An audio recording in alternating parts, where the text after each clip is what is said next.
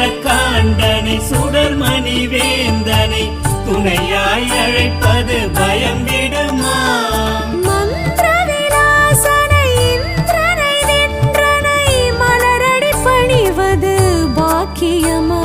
ஸ்ரீராம பக்தனை ஹனுமனை துதித்தால் அனுகிரகம் வாழ்வினில் பெருகிடுமா?